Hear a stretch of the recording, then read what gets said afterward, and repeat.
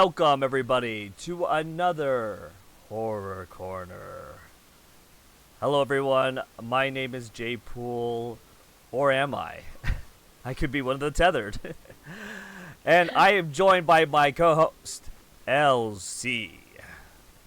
It's us It's again. us. It's us again. It's us. After a It's us while, reviewing us. it's us reviewing us. Welcome back. Yeah. How's your week been? It's been a wonderful week. I felt like when we were watching this, I very reminiscent of, Mom's Day, and it's Mother's Day today as we record this. So I think we picked a good movie to recognize all the moms out there. Exactly, and happy Mother's Day to you. Hey, thanks. Thanks. And to all of those in your life. And to you out there. That's super cheesy. How about you? What have you been up to? Just getting ready for the move. It's a busy time. I'm trying to figure out like how I'm going to get internet over there. I'm trying to look at Starlink and pricing. Yeah, So fun. it's gonna be crazy. Oh yeah. Yeah, I there's all the move outs for school right now. We've had a couple of people in my extended family moving, back home from college and various places across the country, and that is daunting, like a dorm room across country, but moving everything internationally is a lot. So we'll all be thinking about you, sending good vibes. Good vibes. Good vibes. All right. So tonight we are going to be talking about a fun psychological horror film, Us, from 2019, directed by Jordan Peele of Key and Peele. Master. Yes, of Key and Peele, Yeah. Masters of Comedy.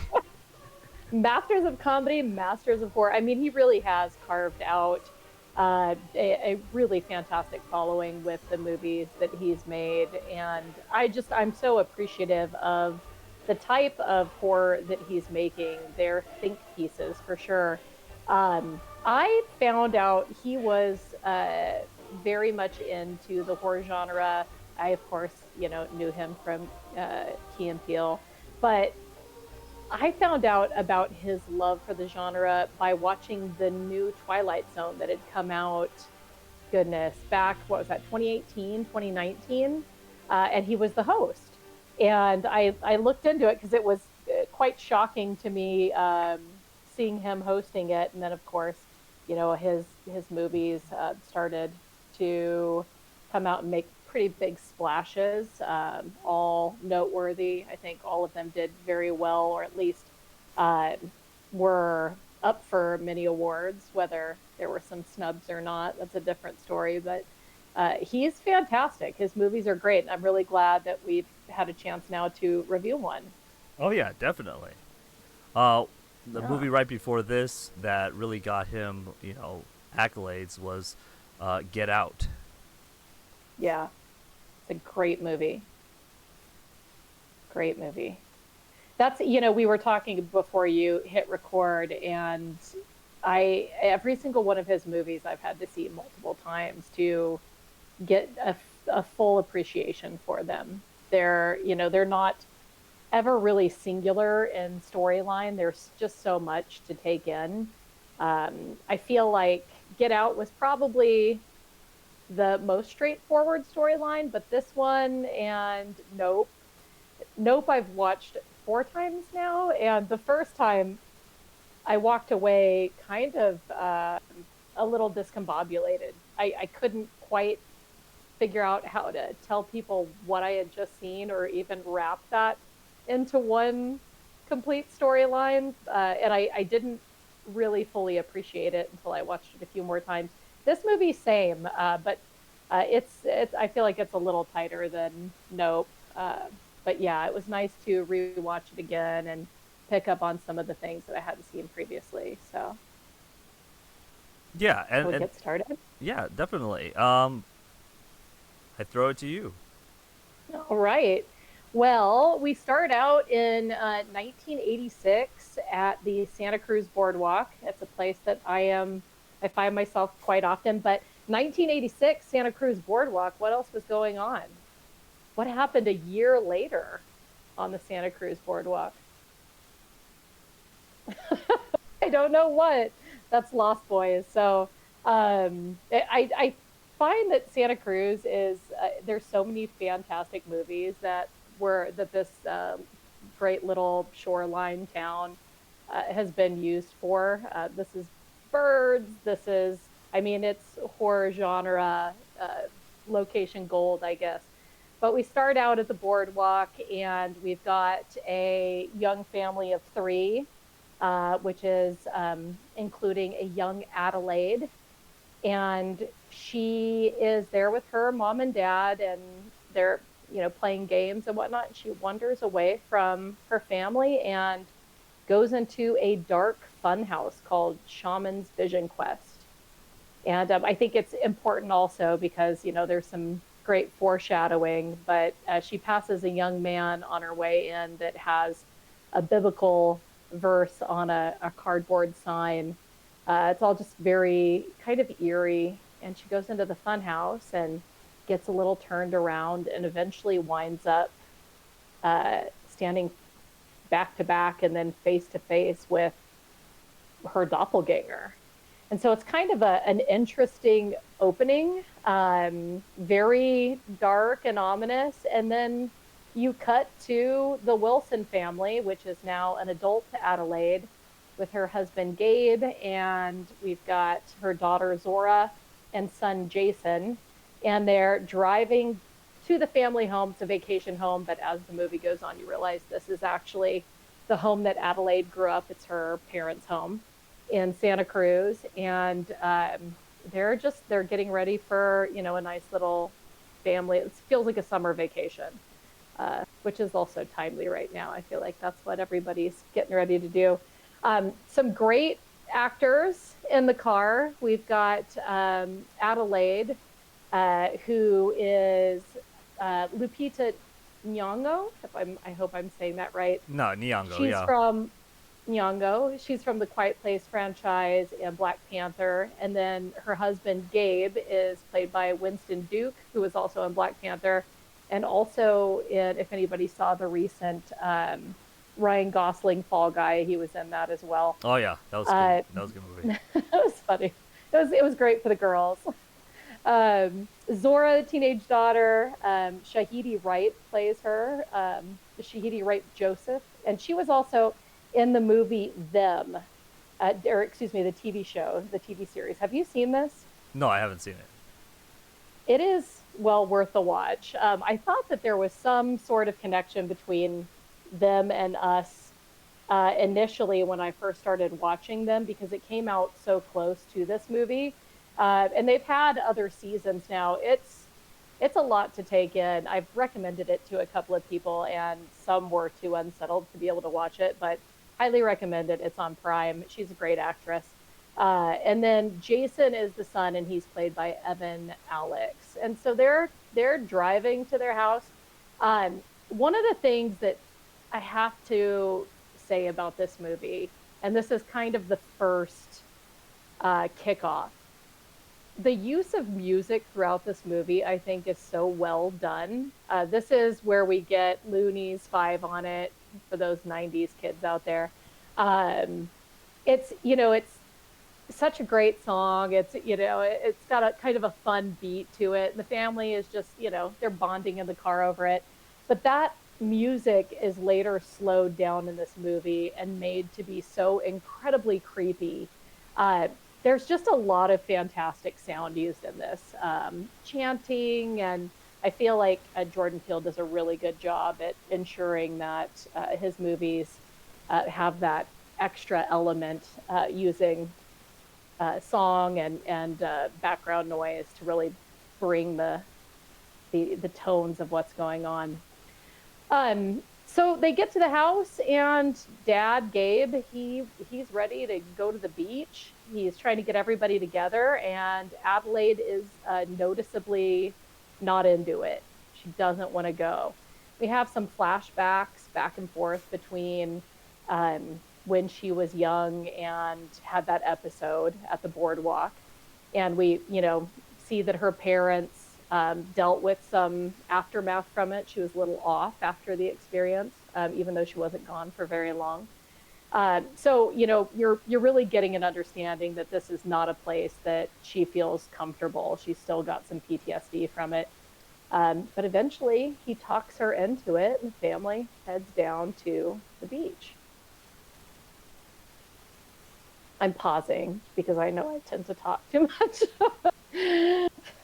Oh, I guess that's what a podcast is, though, right? Yeah, yeah. I mean, it's okay. No, no, I'm also you're just, blurry. yeah, just a little blurry.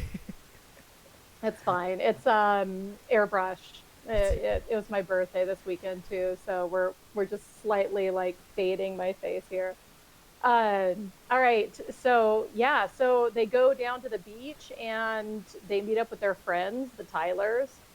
We've got Josh and Kitty and their twin teenage girls. I didn't catch their names.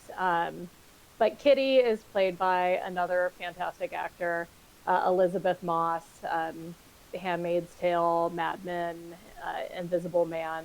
I love Elizabeth Moss. And it's kind of an interesting relationship. They're family friends, but there's a little bit of like the frenemy kind of thing going on. Elizabeth Moss's character, Kitty, she's very superficial. Everything she's talking about is kind of trite. It's like, oh, it's, vodka o'clock, and, I got a little work done, and just, everybody knows her.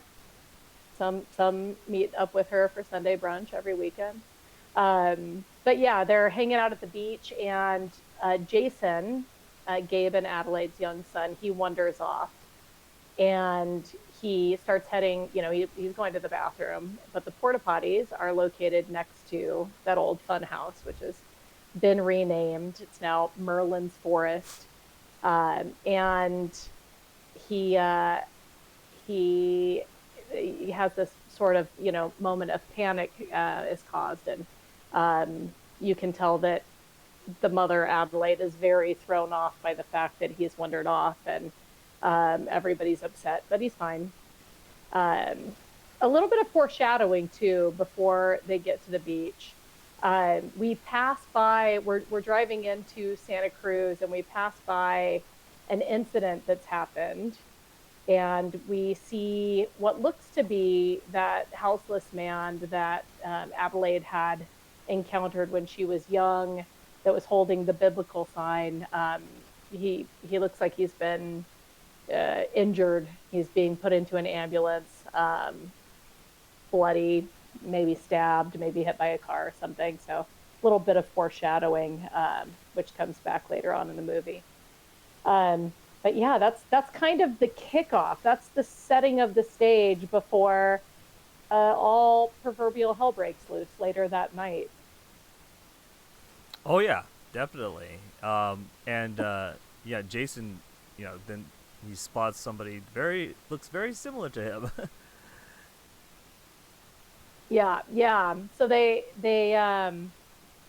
get up to their house, and they're hanging out, getting ready for bed, and there's people standing at the edge of the driveway. This is one of the single creepiest moments in horror that I feel like I've ever seen. Remind me a lot of The Strangers. When you watch yeah, with the masks, and similar but different. There is nothing scarier to me, I think, than home invasion. That is probably one of the most frightening things. It's unsettling that people would want to get into your house while you're there. There's nothing good about that. That's the most nefarious. People sneaking around outside, maybe they want to break in and steal something, but people that don't care that you see them, frightening. And especially the way that these people are carrying themselves when they look out the window. It's a family of four, and they're just very rigid. Street light kind of hitting behind. Yeah, 100% unsettling. Just their silhouettes, and they're all kind of dressed the same, and not really moving. And you can tell Adelaide, she's very, very nervous about it. But Gabe, I love this character. Gabe's one of my favorite characters of the movie. He's, just so classic dad. He goes out to confront him, of course, and they're just doing nothing, standing there holding hands. He goes back in, grabs a baseball bat, and that's when they move. And that's almost even more unsettling than them not moving at all, because the kid kind of scurries away. And the dad doppelganger, because these are, basically replicas of the family, the dad charges Gabe. And that's 100% nightmare fuel right there. When I saw this movie for the first time, most movies don't affect me really anymore. This scene was it, it was a lot to take in. It was pretty freaky. So yeah, so they lock themselves in the house. They're trying to stay safe, but eventually, the doppelgangers get in. Without, I feel like I'm telling the whole story, but it's pretty funny the way they get in too. They get in with a hide key. So don't do that. Ladies and gents out there, don't have a rock that hides a key by your front door. Oh, I have a hidey Don't. key, but it's in a combination lock. So it's Okay. you know where it is, but the thing is you have to know the combination to get into it. That's a lot smarter Yeah. than that old like fake rock with the foam insert in it. Or I right thought you were above the about to tell doorway. us. Right above the doorway. Right. Like, Or in the car visor. I thought you were going to say, "Yeah, I have a hide key." It's like don't tell people that. I guess if it's locked up, then that's perfect. Yeah. But yeah, just let's not do hide keys in the year 2026. So they get in.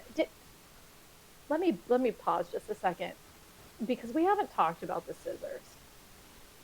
This is the other disturbing thing about these shadow people, if you will. They have, call them doppelgangers throughout my notes here, but they call themselves later in the movie the tethered, or shadow people. They carry scissors. When I saw this movie for the first time, I took a long pause to try and recall if I remember scissors ever being the weapon of choice for any horror movie.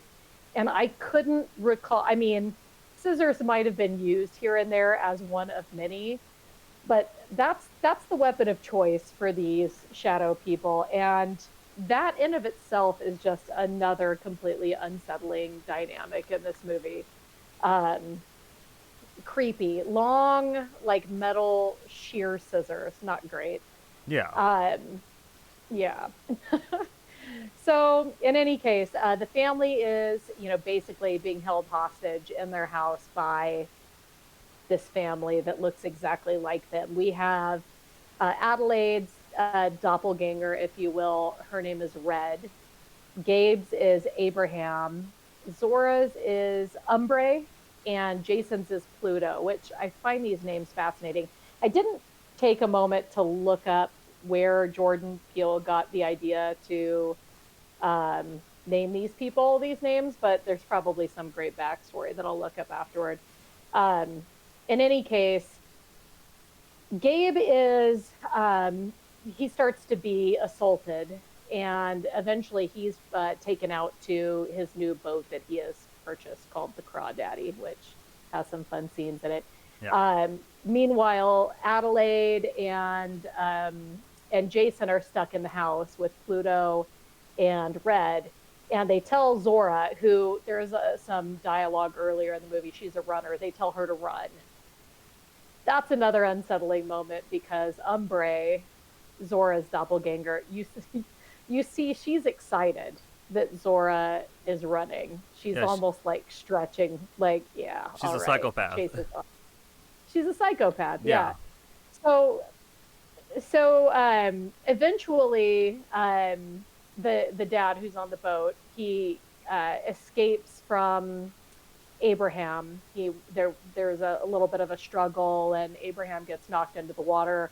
There's a really great kill scene later on when he gets back in the boat, and Abraham tries to come up behind him, and Gabe manages to take him out using the boat's motor. Eventually, the family inside the house reunites with Zora. They escape Red and Pluto in the house and make it down to the boat. So the family is now in the boat, and they start heading across the bay. And then we go to the Tyler's house to see what's going on with Kitty and Josh. Um, when you were watching this movie up till about this point, what was going through your head?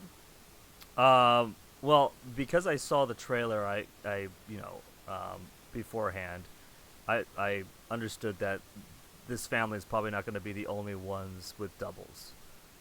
Yeah. So I wasn't super surprised to see what they discover when they get there, especially when we find out that this is a widespread issue that's going Yeah. on all over the country.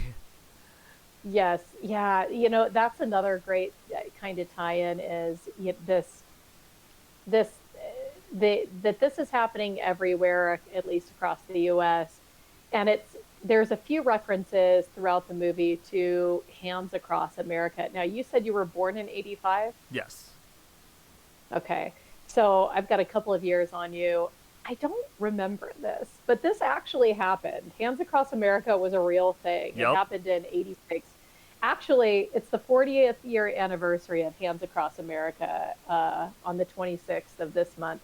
So if you want to go and grab your neighbor's hand on the 26th and form human chain, have at it. It was a fight for, to end hunger across the U.S. I definitely recall growing up, there was a lot of fights to end hunger and starvation across the world. Um, but in doing a little bit of research on this movie after watching it for this review, I learned that Jordan Peele looked at that as a kind of the exploitation of people in poverty and this kind of fake sense of unity.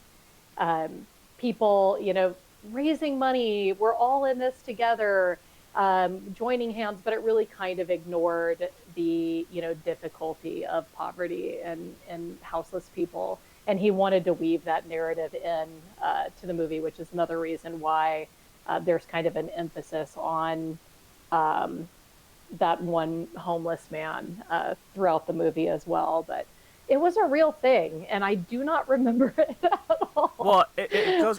Not to get too political here, because this pretty much all of Jordan Peele's movies are political. Oh, very much. Very much so. It's not anything hidden. It's not even subtle. Mhm. But in this case, you see, celebrities, they're going out to like the red carpet and they wear a little bitty pin or something else like Yeah. that. They're like, I support this cause. Oh, what are you going to do about it? Oh, I support the cause. Hmm. Do How you many know, millions but do you know? of your millions? Well, it's not just about the millions, but do you actually understand what's going on, what's happening in the cause that you're supporting? And then you go in a full Right. conversation with them, and they really don't know what they're supporting. They're doing it because all their other friends are doing it. It's kind of like Right.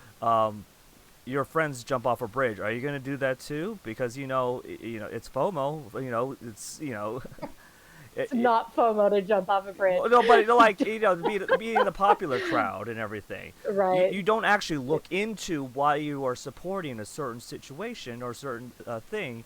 You're only doing it because it's popular at the time. People are doing it on TikTok. Mhm. People are doing it, just to be, I'm out there. So if I support this, that means all my followers are going to support me because I'm supporting this thing that I think that you guys are supporting.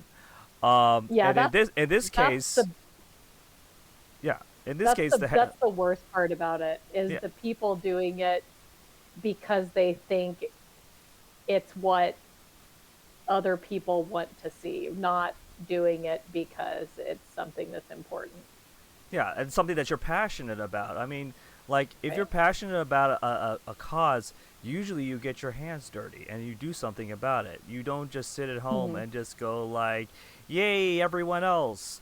Um, and in this case, I think that was more of a a statement that I think Jordan Peele was trying to talk about, especially with the human chain that comes up later.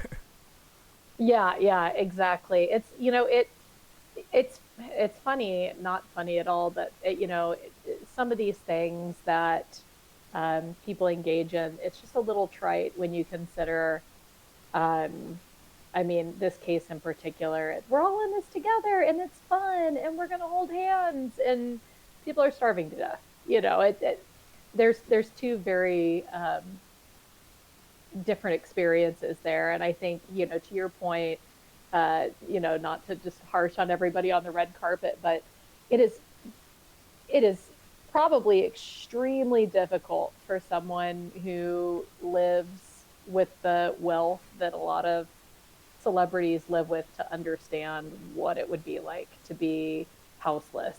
So yeah, again, not to get too political, but hey, do something. Go out there and actually do something and help people. It's good.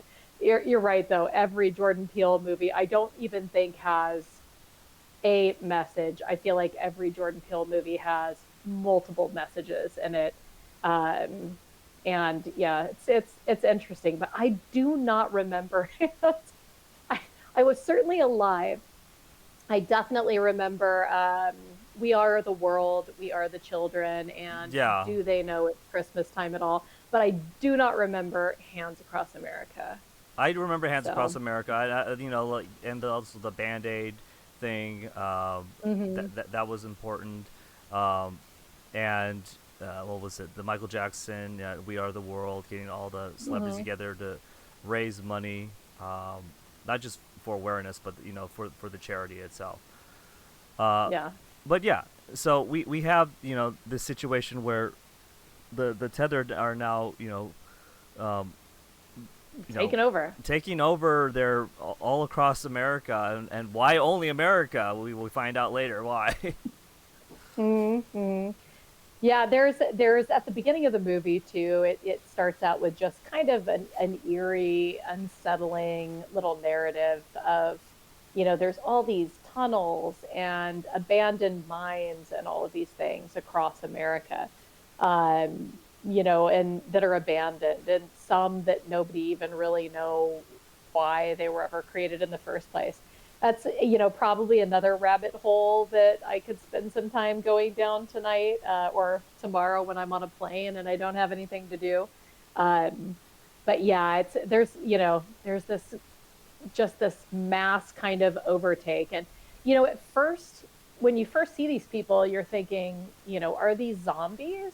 Actually, another foreshadowing moment at the beginning of the movie. Did you catch Chud in the collection of VHS tapes? Yeah, So, that's a zombie kind of zombie movie in New York City, 80s movie, um, that is about zombies that are in the sewers of New York.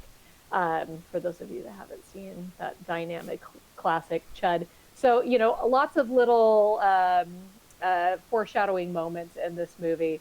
But yeah, these creatures, these replicas, they're not zombies. no, They're intelligent.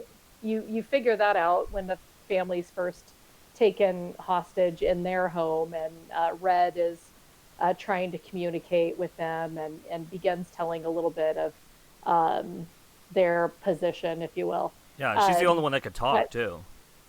yeah, and she talks very um, interestingly. It almost sounds like I do tonight, which I'm struggling with allergies again. But she's her voice is very cut off, and Raspy, and um, sounds like, mhm. yeah, it sounds like something damaged her throat when she was younger. Yeah, yeah. So yeah, the Tylers are. This is kind of a great moment. So Kitty and Josh is chilling. Josh is chilling with his brown beverage, and Kitty comes down and she's like, "I heard a noise." go look and see what it is. And this family gets taken out very quickly by their Yes. doppelgangers. It is prompt. And if I may, there's this is one of my favorite movies too. There's this scene with Kitty, Elizabeth Moss, where it feels like a very classic horror movie scene where somebody is struggling, they're dying, and she, reaches out for her husband, and maybe in the moment she is thinking her husband, this doppelganger, Tex, is Josh's doppelganger. She's reaching out for him. Maybe she thinks it is her husband, and he he puts his hand out to help her, and then does the classic, like, nope, pulls his hand away and puts it through his hair, which is so funny because you're starting to see that these shadow people, these tethered people, they've got weird pop culture references. So you're learning a little bit more again about, kind of this intelligence that they have. They're not just creatures, but they have these very human characteristics, even though they don't fully act human. There's also another funny part, again, another great use of music where she tries to have Alexa call the police, and instead Alexa picks up play NWA, fuck the police. So that starts becoming the soundtrack for the horrific, death scene in the Tyler's mansion across the bay. Um, but yeah, we get the Wilson family over to the Tylers, and they encounter, all of this craziness. Adelaide gets pulled into the house by, goodness, I'm trying to remember. Kitty's doppelganger was named Dahlia, I believe, Yeah, Dahlia. something like that. Dahlia, yeah. And this is, you get Zora and Jason, the kids, Mother's Day moment, best thing that a mom could ever ask for. They go and rescue mom. These kids are starting to very much come into their own in this movie. Um, Jason is a very quiet kid, kind of introverted, doesn't talk a lot. You see him really kind of understanding what's going on, and Zora's just frankly a badass. So now the family is, they wind up taking out, or at least they think they do, all of the Tyler's doppelgangers, and they flip on the news, and like you said, they see that this is not just An here. isolated This is incident. widespread. Yeah, yeah. So they're not gonna stick around. They're gonna get out of there. Another really fantastic moment in this movie. They have this whole scene where they argue their kill count over who gets to drive the Tyler's car, and it's great. Zora's like, nope, I've killed the most people. I get to drive the car. Um, but yeah, they head back. They get in the car and they head back into Santa Cruz, and it's chaos. Dead people everywhere in the streets and their cars.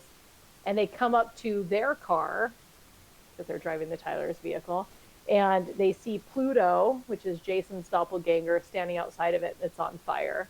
Um, the mom, Adelaide, she gets out of the car to go and get Pluto and Jason, which this is kind of, you're starting to see, do they have some level of control, or can they read their doppelganger's mind? Because Jason very quickly picks up on the fact that this is a trap, and to save his family, he mimics, or well, he starts walking backwards to get Pluto to shadow him, to mimic him, Yeah. and walks Pluto into the fire, which is really cool. So there's this, shadow choreography that they can institute. Yeah. Not all the time, but Yeah, yeah. it's interesting that Jason was the one to actually figure out that these tethered are tethered psychically to the originals, and like Jason was the one to figure it out. He was like, "Wait a minute, Yeah. I've seen them like," and watching early on when they were in the house when he was I think it was in the closet or something like that. Hmm. Basically, as they're sitting down with each other, Jason, he puts on a mask, and he's looking at his doppelganger, and he seems to be mimicking everything that he's doing. And he's Hmm. starting to realize it's not just because he's mimicking to mimic. It's almost like he has no choice. Hmm. And we get a lot of that in pretty much the next scene. Adelaide goes down into the subway, and this is where I love this, lead up. Probably didn't catch it. I don't. I think, as everybody knows now, I don't catch a lot the first time I watch these movies. But you really start to see this deepening of Adelaide's character because she knows her way around. She goes into the fun house and then she goes through a door and she goes down an escalator. She knows where she's going. And you're like, wow, okay, that time, that 15 minutes in the fun house, she must have seen a lot of stuff. Um, she's she's basically following Jason. Red has also reemerged and grabbed Jason and gone into the funhouse. So she's going to rescue him. And there's rabbits everywhere. I love the rabbit thing. It's another one of those, huh? Um, moments that doesn't fully get explained, a little bit here and there, but um, Follow the white rabbit she, yeah, down the follow the white rabbit. down the Good, ho- down yeah. down the hole. Hmm. Down the rabbit hole. Scientific experiment. I feel like Jordan Peele movies, a lot of times you can, craft some of your own narrative too. They give you a lot, but they leave a lot out. It almost feels like a dream. Well, Um, really quickly, so the white rabbit mhm, in general, especially going down the hole, and she's going mhm, down a deeper area underground, um, is more of a reference to look at things deeper. Like you're going okay. deeper into a subject matter. You're following the white rabbit. They use that reference in the Matrix. Follow the white rabbit. Keep digging deeper, and you'll Hmm. find the truth. You'll find what you're really looking for. But if you just look on things on the surface, you're not going to see Hmm. what's really going on. Right. That's Yeah. that's a great point and great metaphor. Yeah, you get a little bit of a tie-in too, but it's funny that his name is Jordan Peele, and there's always so many layers. Fun. Um, hey, don't sue me. So in any case, they're now, an epic fight ensues between Red and Adelaide, and there's this whole battle, and during this battle, you get this amazing kind of choreographed memory as they're fighting. They're fighting, and it's flashing back to Adelaide as a young child dancing in a ballet. And you see also down in the underground area, Red as a child doing the same ballet. And there's, a moment where Red talks more about what's going on down there and what happened. And you see the whole boardwalk scene at the beginning of the movie with Adelaide and her family at the Santa Cruz boardwalk. And down below, it's Abraham, or excuse me, not Abraham, it's, I guess, the doppelganger of Adelaide's father. He doesn't have a name, I don't believe. And the doppelganger of Adelaide's mother walking as above, so below. Um, and just this crazy mimicry that's going on, people that are up in the boardwalk, sitting at a picnic table, enjoying, whatever, eating and talking. Down below, there's this similar thing happening, and it's not exact. Maybe they're not eating, they're just kind of like moving their hands around. It's really creepy, but very well done.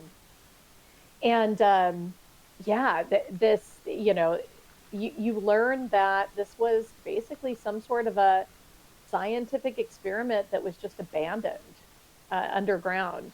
Um, so with that, I love your metaphor around the white rabbit. At one point, there's a discussion around the rabbits being their food source, but you could almost consider, if it was a scientific experiment, maybe there were, you know, laboratory animals involved as well. But um, yeah, big fight. Of course, Adelaide wins. Of course. She winds up strangling. I failed to mention she's been handcuffed this entire time. She winds up strangling Red with her handcuffs and grabs Jason, and they get the hell out of Dodge. They, you know, the family jumps at an ambulance, which they're probably going to need. Um, and, you know, they start heading out. And how much do we want to spoil? I mean, this is an old movie. Can we I spoil mean, it all the well, way? I mean, I think you missed the part where she has a fire poker. Mm, she definitely does. Yeah, she definitely does stab Red with a fire poker. And Um, then she whistles. Then yeah, Red whistles at her. yeah, yeah. Yeah. You go ahead. There's a huge Let's try to reveal. follow There's, that. I know, but Well, yeah, you have this like flash, you know, this moment where you're starting to see that you know, part of what happened earlier in the movie. There's, you know, there's callbacks. But I think to me the biggest reveal was when they're in the car or when they're in the ambulance hmm, driving off. yeah. And yeah, and you there's a flashback, and you, oh, okay, if you haven't seen it, stop watching now. And you flash back and you see that Adelaide isn't Adelaide. And that's why Red was the only one that could talk. Adelaide is actually the doppelganger, which is such a crazy twist and so great at the end of this movie. Um, It's so outer it limits, like Twilight Zone twist. Yeah, and then it makes you think so much more about various scenes in the movie, like when Adelaide encounters Pluto and, you know, you'd think just, you know, shoot, run him over with the car or just drive the other way. There's just a lot of other moments about, you know, does she consider some of these other people part of her family since she's technically one of them? And yeah, very interesting. But yeah, you pan out and you see absolute, you know, chaos for miles, and people in red. You wore red. You wore red today. I wore white. But Yeah. people in red holding hands across America, which again is just another weird element. Love these movies. Yeah, I know I was talking about it at the beginning, but Jordan Peele's next movie, I feel like I might need to like break it down into, you know, three separate installments to watch it if he, you know, follows suit and continues to have his movies, you know, have additional layers upon layers, because every movie it feels like, aside from Candyman, has gotten deeper and deeper with various interwoven storylines and narratives that add to it and give you a little bit more to take in. So, fantastic movie.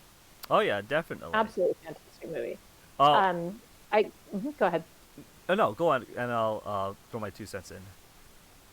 Oh, I was just gonna hit the numbers. I pulled up the numbers. This was a 20 million production, and it grossed over 71 million in opening week, and worldwide made 256 million. So I would It was definitely say this profitable. was a big, a very Yes. big success.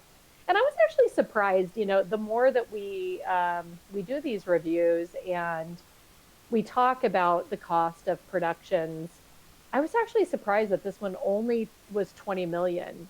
And I was trying to think, I mean, there wasn't a lot of effects, and I guess I could see, you know, reasonably that the cost would be that, but it just feels like based on some of the other movies that we've reviewed even earlier, without, you know, late 20 teen inflation, it just seems like this movie would have been a lot more to make. Kind of a Yeah, surprising figure. you'd be surprised how much money in production goes to the actors. A lot of Yeah. times you get if you get like A-list actors, you're paying them 10, $12 million a piece. Yeah. And if you get multiple A-list actors, you're gonna have to, pony up the dough. So a lot of that money doesn't just go to like production, special effects, or sound and video. A lot of it goes to Hmm. the actors. So How much went to Loonings and Ice Cube? That's what I want to know. How much did NWA get from this movie? they got some type of it, or the whatever studio or company that owns the rights to it. Sometimes it all Right. depends on like what you sign. So be very careful when you sign away your music. Yeah. You never know if they're going to be bought by another company.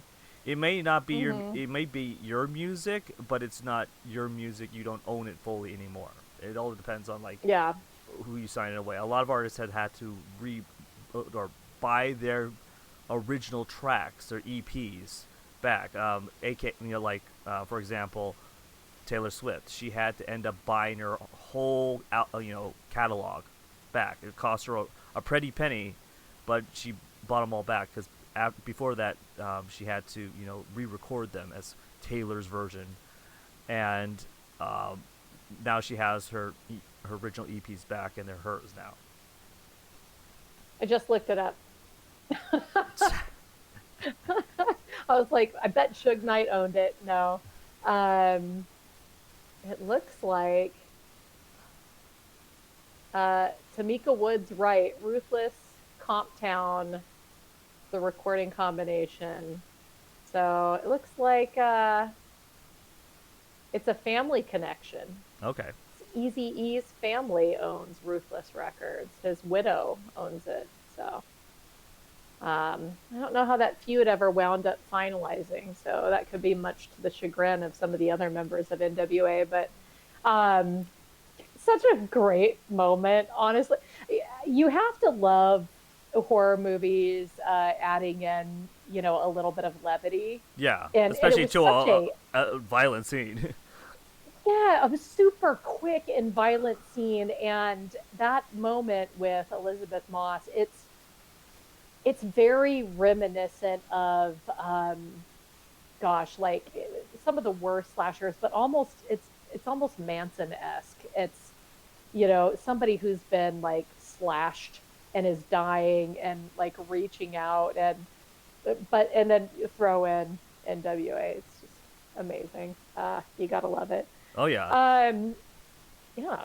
So back to the weapon of choice that the tethered are using, the scissors, and this is also in the poster, for Hmm. the movie itself. What do the scissors actually mean? And I was watching it again, and I was thinking to myself, you know what? After watching it again, I can see. For some reason Pinocchio came up in my mind, and the whole beginning lyrics of it. I've got no strings to hold me down, to make me fret or make me frown. I had strings, but now I'm free. There are no strings on me. And they're So it's called the cutting tethered. down. They're Hmm. they're using the scissors as a metaphor to cut away, to be free from from the originals, because we see that when the originals move around, go to the store, dance or whatever, you have the tethered imitating them below, the surface, the movements of people, and they really can't control their own bodies at points, and Yeah. they're Yeah. tired of They're being very controlled. puppet-like. Yeah, they're very puppet Yeah. like. They don't seem human at that point, You but they're you conscious. are a you're a Peeleologist, I swear. You you are in deep in the metaphors. That's yeah, I like that. That makes perfect sense. Um, Or you and could they're look at creepy as you might hell. like Disney too. I don't know. You have Pluto. You have Red. Maybe it's the Queen of Hearts. Who knows? Yeah, who knows? Hmm. I was kind of looking at the logo too, that since it's bouncing behind my head, and I'm like, do those kind of look maybe like scissors? I don't know, maybe. They are definitely, I have a pair of scissors like these that, funny enough, they're, like some inherited, you wind up with weird stuff as you grow into your own. And I have this pair of scissors that I know was around when I was a kid, and they look like that. They're just really big, not scary until you think of using them as a weapon. But yeah, great choice for the creepy factor. Oh yeah, Um, especially as a weapon, and especially the video you have behind you, for mhm. promotional for the movie, is a Rorschach test, and Yeah, so it's all in perspective, of like how you view the world. Your view of the world is hmm, what you see. Like, right. so a sense of reality. Somebody's reality could be completely different from another person's reality. Hmm. Anytime you see those inkblot Rorschach tests, somebody could see a butterfly, and another person could see, um, a person they saw fly through, a windshield, and you saw their body, which I have. But yes, I know. Wow. I've seen a lot of Thanks. really disturbing car accidents. Um, Yikes. but yeah, some people just, depending on the trauma in their life, or the things that they experience, they can see something completely different from, like it's like, a Rorschach test. And yeah, that's why I like that poster. It's kind of giving off Hmm. like, what the reality of people's perspectives. Highly intelligent horror this movie is. I also, we were talking about Jordan Peele and his affinity for the Twilight Zone. I did read that he took inspiration for this movie from one of the old Twilight Zone episodes as well, which that's, highly intelligent horror. It makes sense that his movies are as deep as they are because that's, and I don't know. I love Twilight Zone more than I love most things. I am super appreciative of the Sci Fi Network for running long marathons on every holiday weekend of the old black and whites. Um, it, but there's a lot of really wonderful slasher movies out there that it does. In fact, you're encouraged pretty much to not think too much because if you think too much, you wind up in a lot of binds of how in the world could that even happen? That's impossible. These Peel movies are fantastic because I feel like honestly I could sit and talk to you about this kind of stuff all night. Oh You yeah. could have conversation after conversation about the different, small little nuances that are added in the film throughout that just, add depth to the storyline and to the characters. It's just such a fantastic movie. Um, the critics thought so too. This movie, I think it was a 93 certified fresh. Let me look at my notes. Um, great reviews. I mentioned, some snubs. A lot of critics felt Lupita should have been given the Oscar for her dual portrayal in this role as both Adeline and Red. I think she did a great job. I did a Mother's Day social post earlier today with, all the great moms in horror. And of course, after watching this, I had to include her and the just the difference in facial expression. She's such a beautiful woman for Mm. start. She's so very strikingly, I mean, just perfect facial structure and to have very subtle expression changes show you some type of completely different character, I think is really well done. So yeah, she did. I feel like all the actors in this movie did a really great job. Oh yeah, and you gotta like Winston Duke. Like he's a big man in general, so having to face So off with great. his doppelganger is kind of gonna be Mhm. tough because you're both Yeah, big and strong, and huge. Yeah. And I mean, talk about levity. Like his character, he's the you want to hang out with him. His character is so fantastic. He's, wants to go to the beach and, he's like, let's go. Just, such a great personality. There's a moment in the movie that well, at least I was like, oh no, he's not going to make it. And he makes it through and you're just so excited to see him reemerge. It's like, yes. yeah, he's a fun one in this movie. I feel like all of the characters have very deep individual personalities. Yeah. He's kind of the fun-loving dad. Um, you've got the daughter who, she seems super smart, super strong. Um, like most teenage girls, she's definitely strong-minded, strong-willed. And then Jason's character is very interesting too. He almost seems like, he's definitely very introverted. It seems like maybe he's on the spectrum a little bit. Very, very sweet. Um, yeah, Yeah. he's a great character portrayal as well. Yeah, and we find out at the end with the whole reveal that Adelaide is actually uh, one of the tethered. That Mhm. her kids are half tethered as well as Red's kids were half tethered. Yeah, that's like a whole. That's another rabbit hole. The- when you think about it, what does that mean exactly? Yeah, Does that is that perhaps why these kids, are kind of, both of them seem like deep thinkers. Um,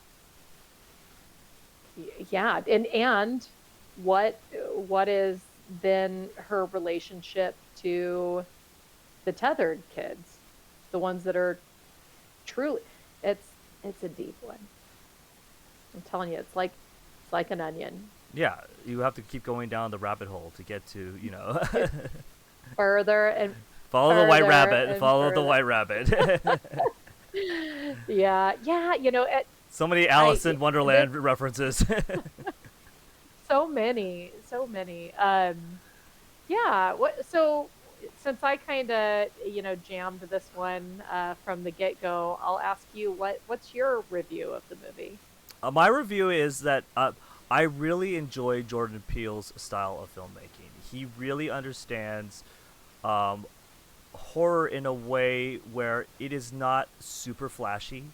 He Mhm. doesn't make horror where you have these supernatural beings coming out of the woodwork and magical supernatural spells that rise people from the dead or you know I mean he probably loves that in general, Yeah. but his type of horror is stuff that um, I guess harkens back to um, older content that you can use as sort of a referential stuff to uh, and especially with situations like this, even though it's completely fictional about having tethered clones, they're not like super powerful. They're not. They're just they look like us, and it like I said earlier, the review, like if you've ever seen The Strangers, if you have a group of people just standing like in the shadows,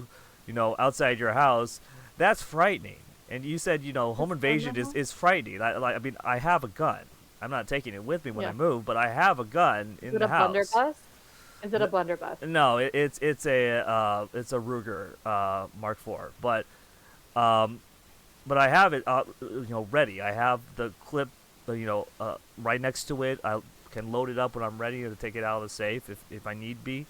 But I'm also trained too, so I know I can fight hand to hand. But just in Mm. case. But in that case, it's scary when a more realistic situation comes up. In my opinion, that's a lot scarier than it going like it's a Oh yeah. zombie or a ghost or a demon. Like, um, Hmm. even if you believe in that type of stuff, my the scariest parts for movies for me are situations that can actually happen or that have Yeah. happened and are Yeah. recorded to happen. So, in this case, you have just these doppelgangers coming out and just killing people, and not just killing people and just like you know, they have a machete, they have this and this and this. They're coming at you with scissors, which is an interesting weapon Yeah. because we've had machetes, we had hooks, we've had knives, we've had all different types of Axes, yeah, chainsaws. Yeah. all different pointy and motorized weapons, and here we have scissors. And Like I was saying earlier, the scissors are a really good metaphor for cutting the strings, Hmm. like cutting Yeah. a way to become their own person. Um, Hmm. it also gives you also questions like, do these uh, quote unquote clones have souls, and what is a soul if they are just Yeah. clones? Because Adelaide looks like and talks like and acts just like a regular human being now. She learned how to talk later on after she took over the original Adelaide, and so there's a lot of questions in here, and they're left Yeah. I unanswered, but more of like so that you could try to come up with your own answers. I believe, if I remember correctly, too, in the movie when Adelaide and Red are down in the underground and Red's kind of telling more of the story, giving all the background that we've been waiting for. I feel like she said that they don't have souls, which is crazy to think, yeah, okay, so what exactly, um, Is a soul? what exa- well, what is this? What is that then? What is the difference that that creates? And we talked about these people being intelligent. They're also kind of malevolent. Um, they're intelligent enough to know how to. Um, I want to say something inappropriate just for ease of word, but how to mess with you. You can tell that there's times when Zora's doppelganger Umbre that she's taking pleasure in being creepy. Almost like how a cat plays with its food before Yeah. it kills it, right? Um, so yeah, I don't know. There's so much to unpack in this movie for sure.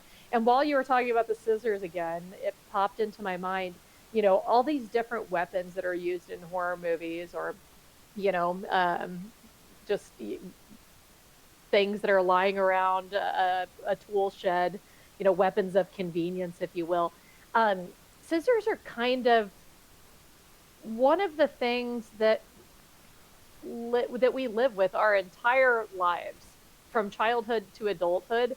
It's a very common thing. So you're not playing with a chainsaw as a child. You're not No. playing with an axe as a child. You're not playing, well, you're not supposed to play with scissors or certainly run with them, but No. you Don't have roll with scissors scissors. from a you have scissors from a very young age. So it's also an interesting thing to think about, this whole um child to adulthood narrative in this movie and Yeah. the fact that scissors are the weapon. Anyway, sorry, keep going. I took No, away from your review. no, that's okay. No, speaking of the whole scissors thing too, to go back on that, when you were a kid, did you ever cut out little shapes of paper, like put like multiple like sheets on top of each other and fold it on top of each other, and cut out little people? The paper dolls, I Well, did no, no, not. well, not the paper dolls. Well, they're just basically like the Hmm. shapes of people, and then you unfolded it, and you have Hmm. hand to hand people holding hands, Hmm. Yeah. multiple. So reference to the film, Yep. scissors, And Red does hands that. across America. When Um, Red's telling her creepy tale, she's like yeah, cutting a little family of people. So everywhere you look, Mr. Peele, everywhere you look, layers. so many layers. Just keep peeling, just keep Hmm. peeling. Just Hey. just like Shrek says, he's an onion Mhm. because Yeah. there's No, I was layers, gonna layers I was actually. gonna drop the Shrek the Shrek verse just a little bit. Yeah, yeah, it's kind of like our Into the Cage podcast that is just a mere dream. I feel like we could do a, layers of Peel podcast as well that's just about and one movie could honestly span probably 4 or 5 different recording sessions because there's just so much to unpack. This is a movie that I will 100% watch again. Yeah, Not definitely. because I'm going to watch it every year, but I bet you the next time I watch it, I'm going to walk away with even more theories and thoughts. And I also wonder too if this is a movie that if you watch it at, as a teenager and then you watch it again, in your late 20s, if you're going to have a different perspective on it as well. I think that goes for a lot of movies because Yeah. you're at a different point in your life, and uh, sometimes you experience things in that span of 10 years, heck, sometimes even in the span of 5 years, that changes perspective on your quote unquote your reality on how you perceive things. And so, yeah, definitely so. For this film, I was really impressed with what Jordan Peele did with $20 million. When you have a good Yeah. script, when I say this to anybody who's in filmmaking, if you have a good script and you have a director that understands the subject matters in that script and is able to, you know, take what's off the page and put it onto film, then you can have 10 or 12 million dollars and make an Oscar-worthy film. Okay, people that are handed 150 million dollars to 200 million dollars don't always come up with the best stuff you've ever seen. Mhm. Maybe fun Yeah. blockbuster popcorn stuff, but they're probably not going to win awards because they're in it for the money. Okay, Right. they're in it for the game. The biggest actors of all time. It's a risk when you get Massive effects. Yeah. yeah, it's a risk when you get like unknown actors. Now I can throw Hmm. out Paranormal Activity, which only cost about $13,000, and it was directed at the director's house. Unknown Hmm. actors who didn't even know if the movie was going to come out because they canned the Hmm. movie immediately after they finished because they didn't know if they were going to even get a release for it. It was an on-demand type of thing, like demand it at your local theater, basically. And it went from $13,000 making over $110 million at the box office. Now, 110 doesn't sound like a lot to anybody, but when your budget is $13,000, that became one of their highest grossing films for that studio.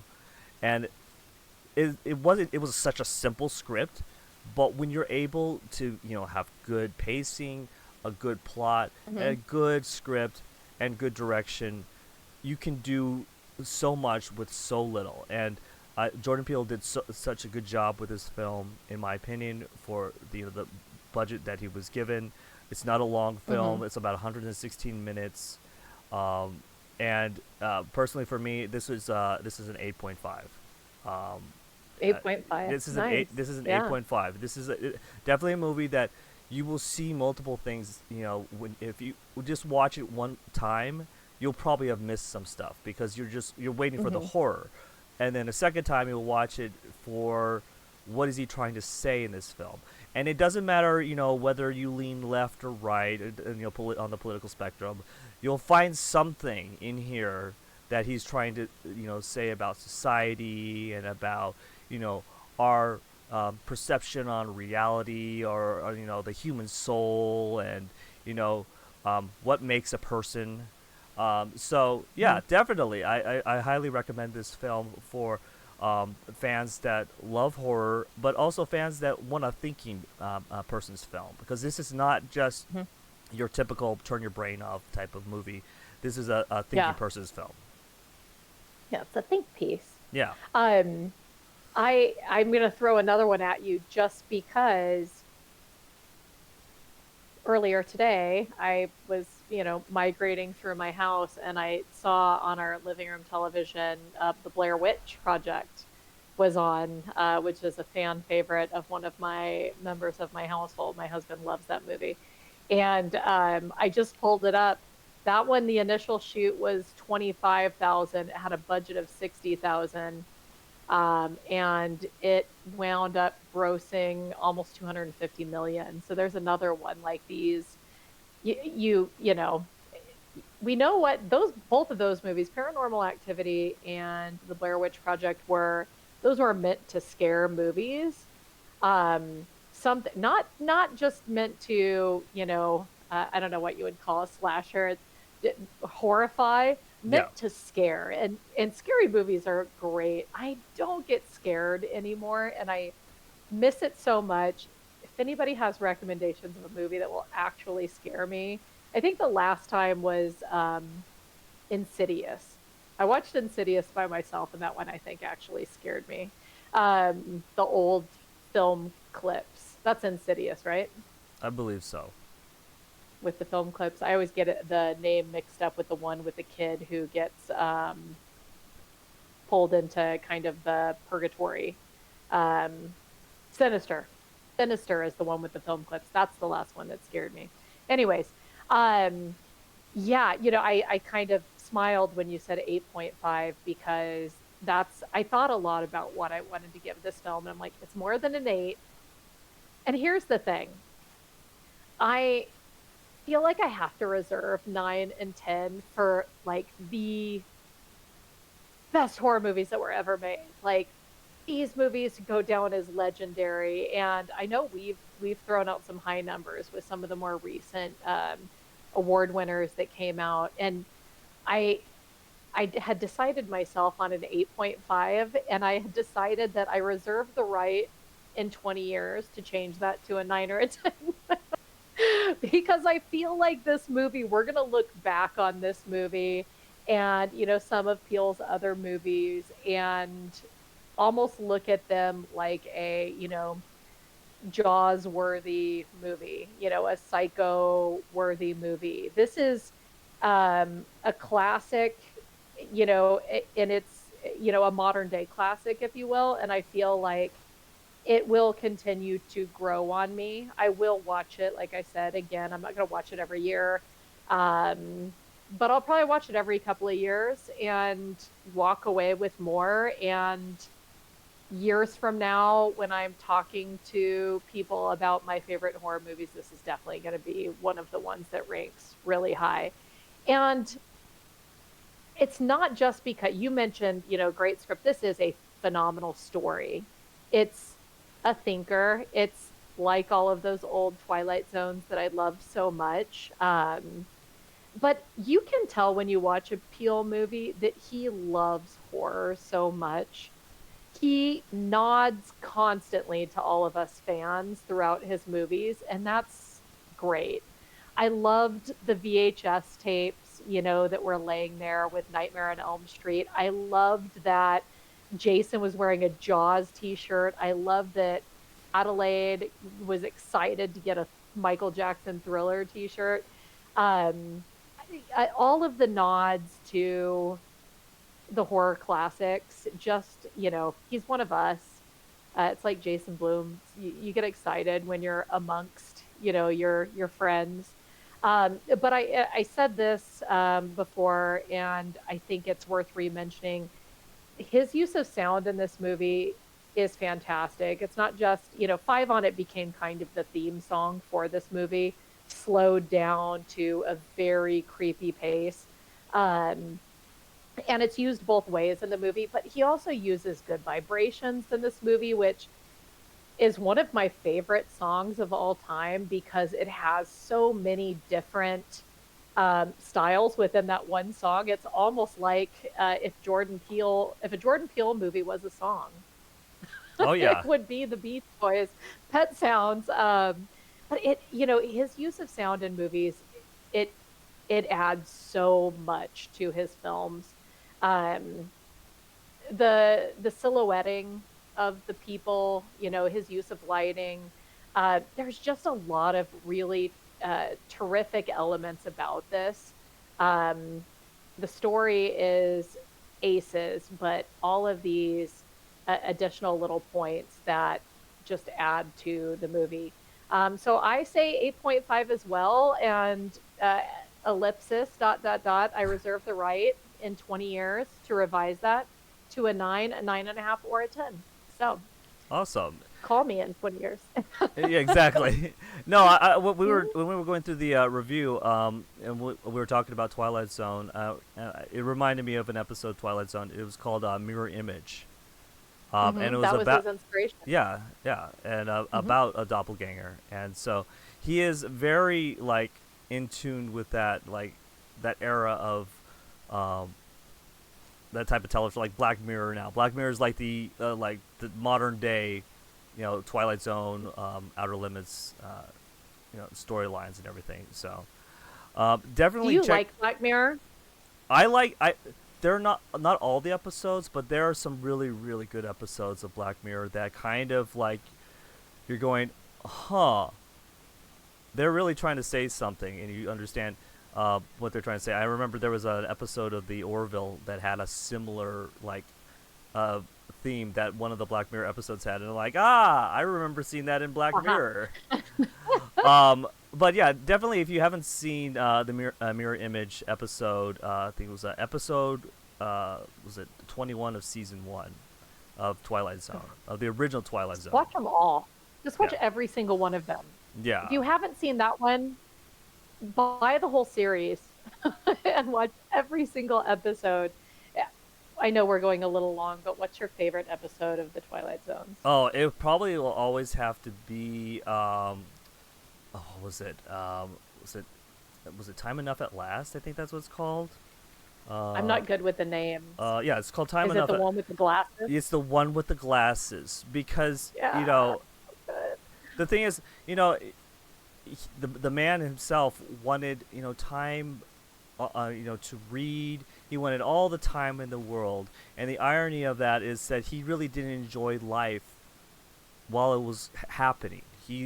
His life was in books. His life was constantly reading. And so when he got a chance to finally be like, yay, I don't have my annoying wife. I don't have my boss to bug me. I don't have this and this. I have a library of books I can read till I die.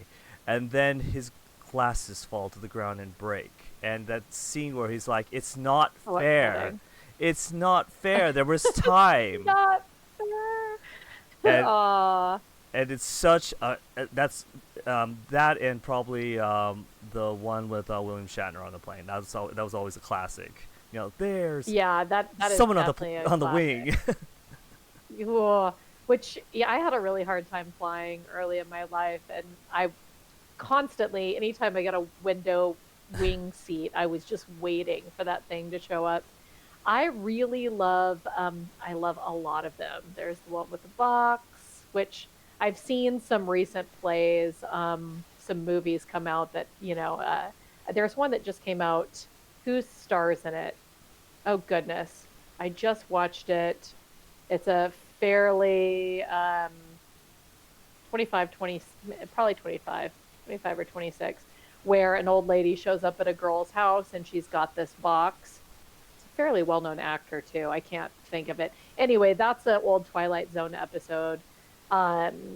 There's one where they, have this person, he bets that he won't be able to talk. Have you seen that one? Yes. And you get, Oh. And then, of course, there's the one where the girl has the fever and this, oh my gosh, guess what I'm going to do next weekend? Watch I'm Twilight going to Zone. go into the vault. Yeah, I'm going to watch all the old Twilight Zones. There's also one there's more. so many. There's one more that I have to mention is The Eye of the Beholder, which is also a fantastic episode about what we consider what is beautiful, and in the eye of the beholder, you have a woman that is getting her face is bandaged. She's been undergoing treatment and surgery to look normal, to look normal, and so this whole time, because you have the doctor and everyone else, the nurses, they're all blacked out.